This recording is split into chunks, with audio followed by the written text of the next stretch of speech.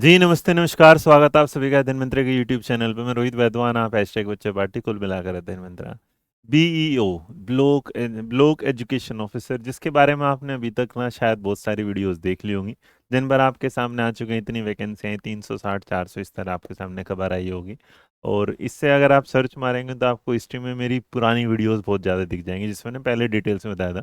But recently क्योंकि नया बच्चा जुड़ता रहता है, उसे नई खबर चाहिए और नई जानकारी अपडेटेड के साथ पुरानी वीडियो देखना नहीं चाहता। तो इसी पर मैं बीईओ जो वैकेंसी है, ना टेट की ज़रूरत ना सी टेट की ज़रूरत, कौन कौन एलिजिबल है, इस पूरी वीडियो को बड़े आसान शब्दों में बता देता हूँ। और जैसे कि मैंने आपसे वादा किया था कि मैं हर इन्फॉर्मेशन जो वैकेंसी से रिलेटेड होगी आपके सामने रहता है ना, तो इसी सीरीज में चौथी क्लास है मेरी शायद। तो इसी पे चलते हुए आज बी वैकेंसी पे बात कर लेते हैं। एक बढ़िया गजेटेड ऑफिसर होता है बी ग्रेड का, और इसमें रैंक बी में आता है राजपत्रित, जिसे आप बोलते हैं उत्तर प्रदेश में। एक सबसे बड़ी बात इसमें याद रखिएगा, इसके लिए आपको जो पीआरटी स्टूडेंट होते हैं वो नहीं, इसमें बीएड की ज़रूरत होती है। अब ये पूरी जानकारी मैंने इसलिए शुरू में ही क्यों बता दी, ताकि जो बच्चे की ज़रूरत है वो ही इस वीडियो को देखे। अब इसके साथ जब हो गए, इस वैकेंसी को बड़े आसान शब्दों से जब हमने बनाया तो हमने आपके सामने पेश किया ये कि ये एक विज्ञापन आया था जो 2000 बिल्कुल ऑफिशियल विज्ञापन के हिसाब से था, 2019 में आया था, जिस विज्ञापन संख्या का नंबर था 8-4। ये दिनांक 13 दिसंबर 2019 को ये भर्ती आपके सामने लास्ट टाइम देखने को मिलेगी। लगभग इसका मतलब 6 वर्ष आपको इसके होने वाले हैं। तो आप अंदाजा लगा सकते हैं किस तरीके से व्यवस्था कितनी खराब है। जिस तरीके से सुपर टेट रुका हुआ है, उसी तरह देखें बीच में एक वैकेंसी पर चर्चा हुई थी, तो वो एक अलग था जिस पर मैं आपको फिर बाद में बताऊँ। फिलहाल तो अगर आप यहाँ देखेंगे तो ये जो भारत में विधि द्वारा स्थापित विश्वविद्यालय से आपने शिक्षा में स्नातक डिग्री करी हो तथा सरकार द्वारा मान्य पर समकक्ष योग्यता आवश्यक थी। मतलब उस टाइम के बाद पर थी, इसलिए क्योंकि मैं आपको सारा बार बार बताना चाहता हूँ, पुराना नोटिफिकेशन था जिस पर ये था। और नॉर्मली इसमें यूपी में ज़्यादातर चेंजेस नहीं होते, जैसे आपने यूपी टेट में भी देख लिया, कोई चेंजेस नहीं आया। इसमें क्या होगा कि इसका मतलब मान लीजिएगा आपके पास अगर बीए किया है, आपने बीएससी किया है या आपने बीकॉम किया है, तो अगर आपने इन तीनों में से कुछ भी किया है या ग्रेजुएट किया है जिसमें, तो इसके साथ साथ अगर आपने बीएड की डिग्री आपके पास है तो आप इस फॉर्म के लिए एलिजिबल है। बहुत सारे लोग ने बीबीए कर लिया इस तरीके से, वहां पर भी चल जाता है। आपकी स्नातक डिग्री न होने पर निर्धारित सरकारी परीक्षण संस्थान ने एलटी का डिप्लोमा आपने कर लिया होगा। बीएड इसके लिए आपकी जो है अनिवार्यता है। इसका मतलब अगर बीएड नहीं तो आप इस फॉर्म को भर नहीं सकते। दूसरी उस पर जो विज्ञापन संख्या थी, इसमें एज क्या है, तो आयु सीमा सबके लिए क्या है, तो जो नॉर्मल जो सामान्य आयु सीमा 21 से 40 वर्ष है, अर्थात कोई भी अभ्यर्थी 2 जुलाई 1979 से पहले है, 1 जुलाई 1998 उस दौर का था। तो आप इस लाइन को यहाँ से क्या कर देंगे, कट कर देंगे, क्योंकि फिर आगे बढ़ जाएंगे। बट इतना दिमाग में रख के चलेगा, 21 से 40 जो है, 40 इसकी मैक्सिमम है।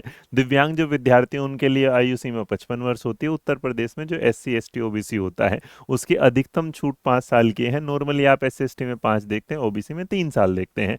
उत्तर प्रदेश के जो राज्य कर्मचारी, बेसिक शिक्षा परिषद के शिक्षक कर्मचारियों, उनको भी नियमानुसार जो नियम है उसके अनुसार उन्हें भी आयु छूट दी जाती है। तो इन छोटा आप मुझसे पूछेंगे तो मैं बस यही बोलूँगा कि इसमें आप उत्तर प्रदेश से नहीं, अगर आप भारत के किसी भी राज्य के नागरिक हैं तो आप इस फॉर्म को भर सकते हैं। और आप अगर शिक्षा में अधिकारी पद पर जाना चाहते हैं, जहाँ आपको क्लास नहीं लेनी, जहाँ आपको निगरानी रखनी है, वहाँ, और इसमें जो मैक्सिमम एज होती है 40, अगर यूपी का डोमिसाइल है तो आपको रिजर्वेशन मिल जाएगा। अदरवाइज बाहर वाले, मान लिया हरियाणा और दिल्ली में से कोई भरेगा तो जनरल कैटेगरी में काउंट किया जाएगा।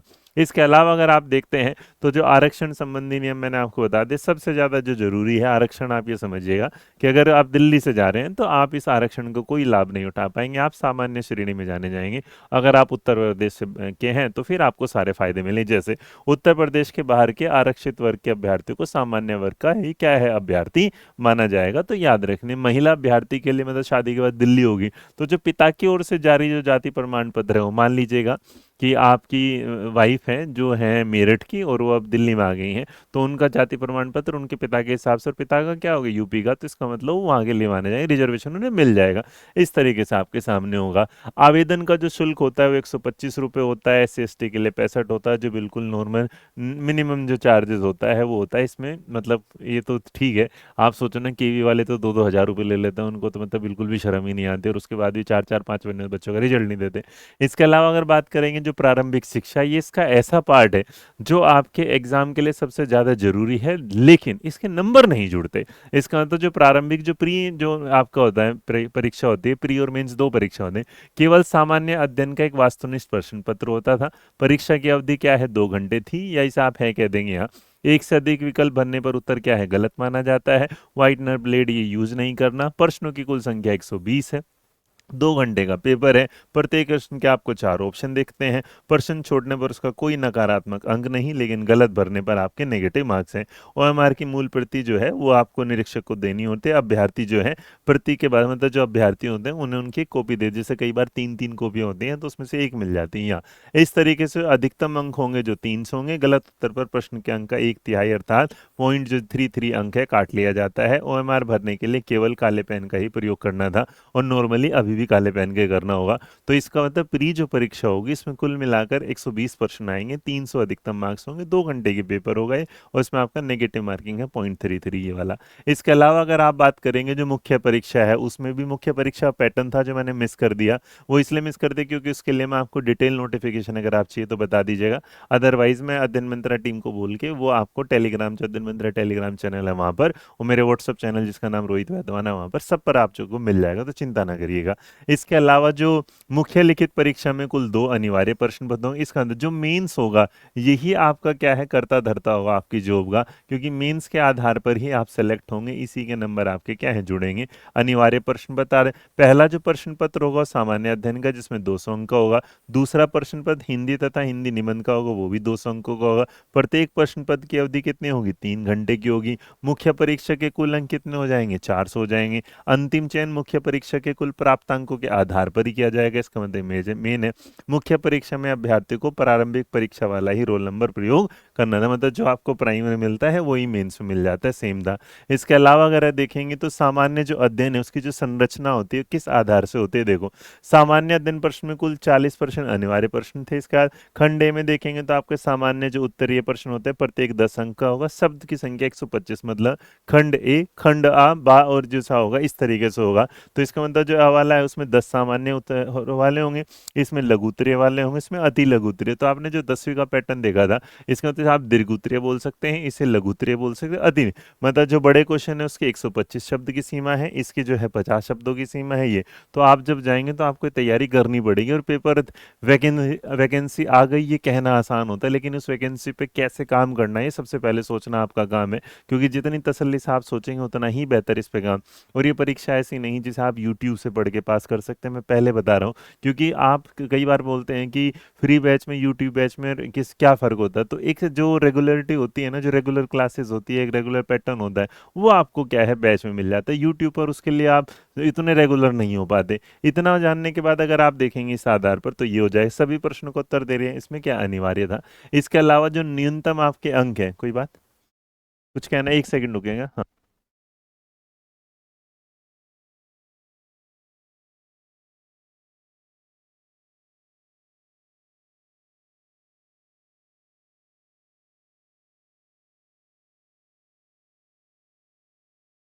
चलिएगा। एक चीज कुछ पूछना चाह रही थी टीम, तो मैंने दिखा दूं यहाँ पर, ये ना कितने हैं, ठीक है।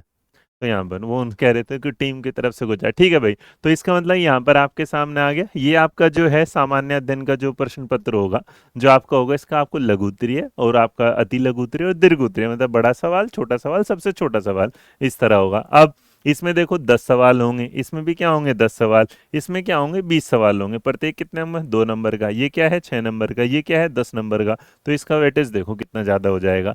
अब इसके बाद अगर आप न्यूनतम देखेंगे तो SC ST के अभ्यर्थियों के लिए न्यूनतम 35% अंक है, अन्य सभी के लिए जो है वो 40% अंक है। न्यूनतम दक्षता में कम अंक प्राप्त करने वाले अभ्यर्थी चयन सूची के लिए क्या है उपयुक्त नहीं माने जाएंगे। सामान्य हिंदी के अनिवार्य प्रश्न पत्र में सरकार या आयोग द्वारा निर्धारित न्यूनतम अंक प्राप्त करना क्या है आवश्यक था। अब ये मैं बता दूं, इसका मतलब कि आपने अगर इतनी, जैसे मैंने क्वालिफाइंग मार्क्स होंगे, तो अगर क्वालिफाइंग मार्क्स आपके नहीं है, अगर आप जनरल कैटेगरी से हैं और आपके 40% मार्क्स नहीं है, तो आप इसका मतलब इस पेपर की आपकी कॉपी ही चेक नहीं हो, आपको पहले ही बोल रहे आप इसके लिए वैलिड नहीं है। तो इसका मतलब मिनिमम क्वालिफाइंग जो है वो जनरल कैटेगरी सामान्य वर्ग के लिए 40 है, बाकी के लिए अगर देखेंगे तो 35 है। और इसके अलावा जो 10 में अन्य कुछ महत्वपूर्ण बातें जो एग्जाम में होती है वही है कि आप भाई ऐसी कोई चीज़ नहीं लेके जाएंगे जिससे एग्ज़ाम का जो पैटर्न है या एग्ज़ाम की जो गरिमा है वो ख़राब हो, तो आप गलत झूठी भरमा खबर नहीं देंगे, गलत सूचना नहीं देंगे अपने बारे में।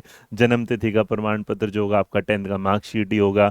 मुख्य परीक्षा आवेदन के साथ साथ आपको अंक पत्र, प्रमाण पत्र, डिग्रियों का स्व प्रमाणित मतलब बाद में आपसे जो सेल्फ अटेस्टेड कॉपी हैं वो लगानी पड़ेंगी, और जो जो दस्तावेज आप देना चाहते हैं वो। तो इन शॉर्ट ये परीक्षा ऐसी है, अगर मैं आपको कम शब्दों में बताऊं तो इसे शॉर्ट में बता देता हूँ। बीईओ जो है यूपीपीएससी खंड शिक्षा अधिकारी जो परीक्षा हुई थी वो 2019 में थे, उसी के आधार पर मैं आपको ये बता रहा हूँ। इस परीक्षा के आधार पर सामने निकल के आता है ये वाली बात कि इस परीक्षा में आराम से अगर 1 मिनट में सुनना है तो 1 मिनट में समझिएगा।